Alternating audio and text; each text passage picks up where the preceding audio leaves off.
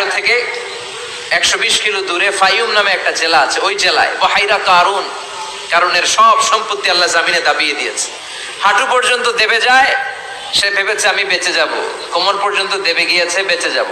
গলা পর্যন্ত যখন দেবে গিয়েছে আর বাঁচার সুযোগ নাই। কারণ কয় মুসা, সব সম্পত্তি তোরে আর তোর আল্লাহরে দিয়ে দিলাম, আমারে বাঁচা, আমারে বাঁচা, আমি তওবা করলাম। তখন কি তওবার সময় আছে? কথা কন। বাদাল গারগারা, মালাকুল মাউত যখন দেখে ফেলবেন তখন তওবার সুযোগ আছে। ফেরাউনেরও একই দশা। লোহিত সাগরের পানি খেতে খেতে ফেরাউনের পেটটা যখন এত বড় হয়ে যায়, ফেরাউন হাত তুলে বলে আনা মিনাল মুসলিমিন, আমি মুসলমান। আমি, এটা কোরআনের আয়াত কিন্তু, আনা মিনাল মুসলিমিন। বনি ইসরাইলরা যে আল্লাহর উপর ঈমান এনেছে, আমিও ফেরাউন সেই আল্লাহর গোলাম। আল্লাহ বলে দ্য টাইম ইজ আপ, সময় শেষ, এখন তোমার ঈমান কবুল করা হবে। তার মানে বাদাল গারগারা তওবা কবুল হয় না। এই মৃত্যুর গড়গড়ানি আসার আগ পর্যন্ত চোখের পানি ছেড়ে যদি আল্লাহর কাছে ক্ষমা চান, জীবনের সব গুনাহ মাফ করে দিবে কে? শয়তান আল্লাহরে বলল, মাবুদ, এত জান্নাত বানিয়ে কি লাভ? আপনার একটা বান্দারও জান্নাতে ঢুকাতে পারবেন না। আমারে বানিয়েছেন জাহান্নামী, আমি আমার সর্বোচ্চ চেষ্টা দিয়ে আপনার সবগুলা বান্দারে জামাতে জাহান্নামে নিয়ে একসাথে ঢুকবো। পারলে জাহান্নাম আরো কয়েকটা বাড়িয়ে বানান। আল্লাহ বললেন কেন কেন? শয়তান বলে লা আকুদান্না লাহুম সিরাতাকাল মুস্তাকিম, সিরাতাকাল মুস্তাকিম। আপনার বান্দা জামাতে নামাজ পড়ে যেতে চাইবে, ওখান থেকে ধোকার ওয়াসওয়াসা দিয়ে আমি গানের কনসার্টে নিয়ে যাব। তাফসীর মাহফিলে কোরআন শুনতে যেতে চাইবে, ধোকা দিয়ে আমি মদের আড্ডাখানায় নিয়ে যাব। ওয়ালা তাজিদু আকসারহুম শাকিরিন, একটারেও জান্নাতে ঢুকাতে পারবেন না। চ্যালেঞ্জ দিলাম। আল্লাহ বলল, শয়তান তুই আমারে চ্যালেঞ্জ দেস? আমি তো সব রাজার বড় রাজা, মহারাজা, আমার সাথে তো কেউ চ্যালেঞ্জ দিয়ে টিকতে পারে না। চিল্লা এখন ঠিক কিনা? শয়তান তুই চ্যালেঞ্জ দিলি, আমিও তোর চ্যালেঞ্জ দিলাম। ওয়া ইজ্জতি ওয়া জালালি ওয়া ইরতিফাই মাকানি, আমার ইজ্জতের কসম, আমার জালালিয়াতের কসম, আমার মহানত্বের কসম, আমার ক্ষমতা আর দাপটের কসম, আজীবন আমার বান্দা গুনাহ করবে, পাপ করবে, অন্যায় করবে, কোন এক তাফসীর মাহফিলে এসে চোখের পানি ছেড়ে যখন ক্ষমা চাইবে, আমি জীবনের সব গুনাহ মাফ করে দেব। আমি আমার বান্দার জীবনের সব গুনাহ মাফ করে দিয়ে জান্নাতে ঢুকায় দেব। তখন তুই কি করবি? লাগফিরান্না লাহুম মা দামু ইস্তাগফিরুনি, যতক্ষণ আমার বান্দা আমার কাছে ক্ষমা চাইবে, আমি আমার বান্দার জীবনের সব গুনাহ মাফ করে দেব। সুবহানাল্লাহ পড়েন। এজন্য রব্বুল আলামিন বলেন, ইয়া আইয়ুহাল্লাযীনা আমানু তুবু ইলাল্লাহি তাওবাতান নাসুহা, তওবার মতো তওবা করো। তওবার মতো তওবা করলে যত বড় অন্যায় হোক, পাপ হোক, গুনাহ হোক, সব গুনাহ মাফ করে দিতে পারে কে? সাইয়েদনা আদম আলাইহিস সালাম ভুল করলেন, শত শত বছর কাঁদলেন। আল্লাহ বললেন, ও আদম, কিছু বাক্য তোমারে শিখিয়ে দে, এই বাক্য দিয়ে তুমি আমার কাছে তওবা করো, তোমার তওবা কবুল করে নেব। সাইয়েদনা আদম বললেন রব্বানা, পড়েন রব্বানা যালামনা আনফুসানা ওয়া ইল্লাম তাগফির লানা ওয়া তারহামনা লানাকুনান্না মিনাল খাসিরিন। ও আল্লাহ, আমি জুলুম করেছি নফসের উপর, ভুল করেছি, অন্যায় করেছি, অপরাধ করেছি, আপনি যদি ক্ষমা না করেন আমি শেষ হয়ে যাব। লানাকুনান্না মিনাল খাসিরিন, আমি ক্ষতিগ্রস্তদের মধ্যে শামিল হয়ে যাব। ঠিক কি না? এই আয়াত দিয়ে, এই দোয়া দিয়ে যখন সাইয়েদনা আদম তাওবা করলেন, মুহূর্তেই তাওবা কবুল করে নিয়েছে কে? আল্লাহ।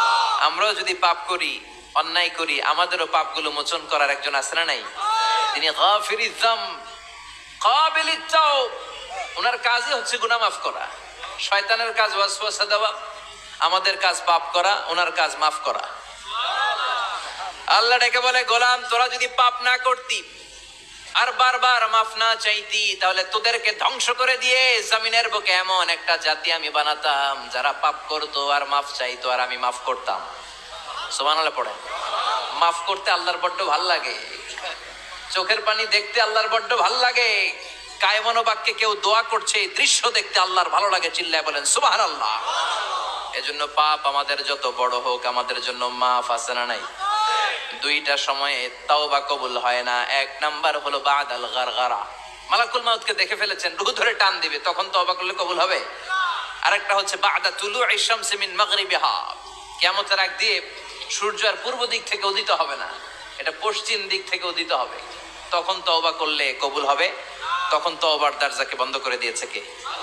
এজন্য আমরা যে কোনো পাপই করি না কেন, পাপ হয়েই যেতে পারে, আশা হারানোর কারণ নাই। Never lose hope, never give up. মুমিন কখনো আশা হারায় না, মুমিন কখনো নিরাশ হয় না।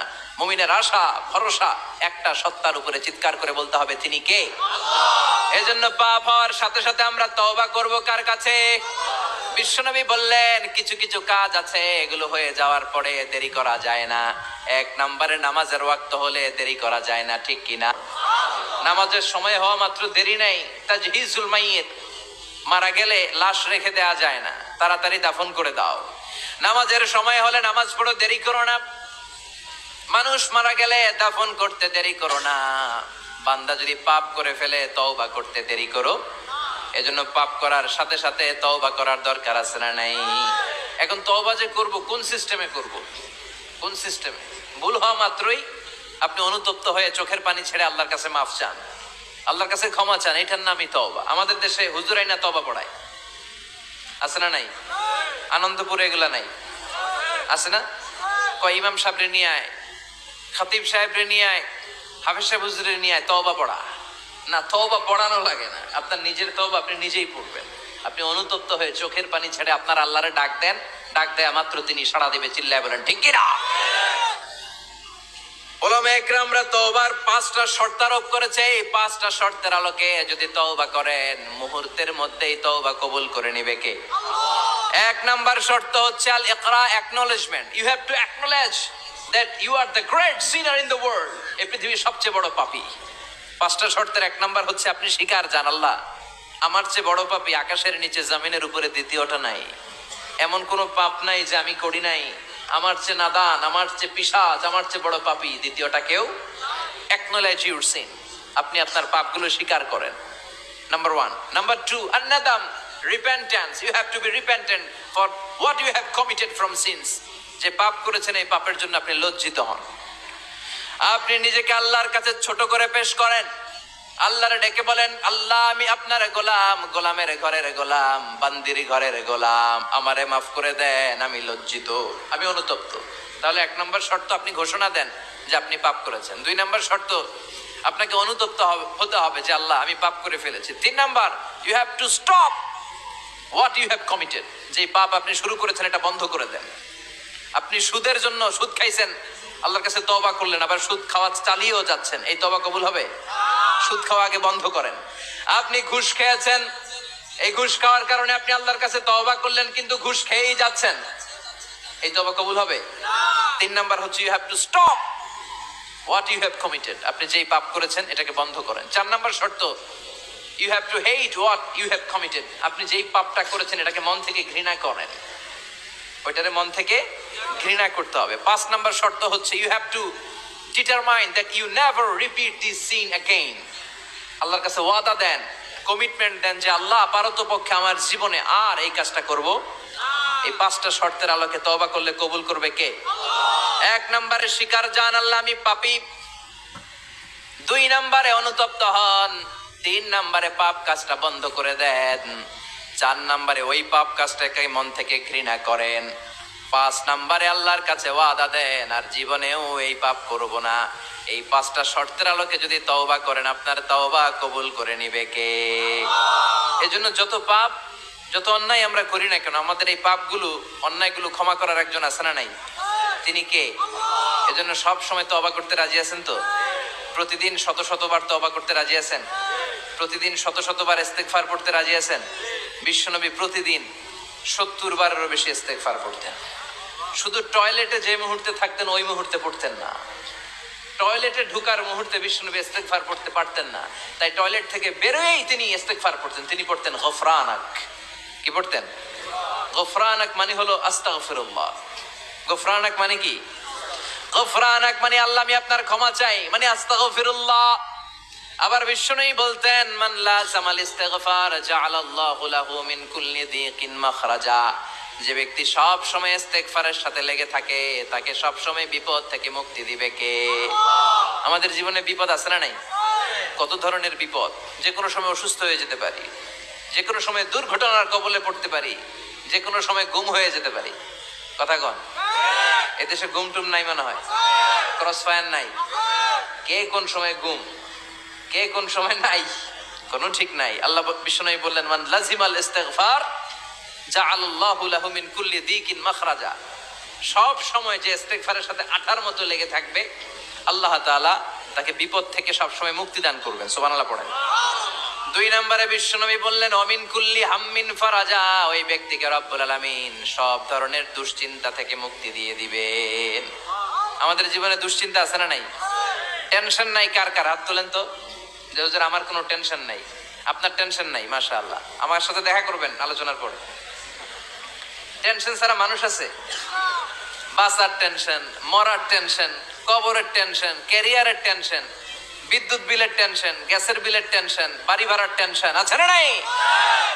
বিশ্বনবী বললেন, টেনশন ছাড়া মানুষ নাই। সব সময় আঠার মতো যে ইস্তিগফারের সাথে লেগে থাকবে, তাকে টেনশন মুক্ত করে দিবে কে? 3 নাম্বার, ওয়ারযুকহু মিন হাইসু লা ইয়াহতাসিব। এমন জায়গা থেকে আল্লাহ তাআলা রিজিকের ব্যবস্থা করে দিবেন, সে কল্পনাও করতে পারবে না। আমি নিজে এটার প্রমাণ পেয়েছি। অনেক অনেক সময় আমি কল্পনাও করি নাই যে এখান থেকে আমার রিজিকের ব্যবস্থা হতে পারে। এমন পরিমাণে রিজিকের ব্যবস্থা এসেছে, 2 হাতে নিয়েও কুলাতে পারি নাই।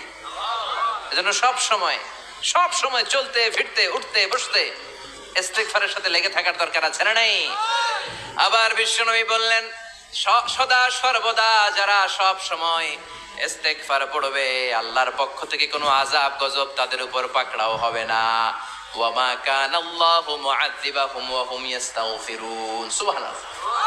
যতক্ষণ তুমি ইস্তিগফার পড়বে, আল্লাহর পক্ষ থেকে প্রোটেকশন আছে না নাই? তাহলে 4টা জিনিস পেলেন। 1 নম্বরে, বিপদ থেকে মুক্তি দিবে কে?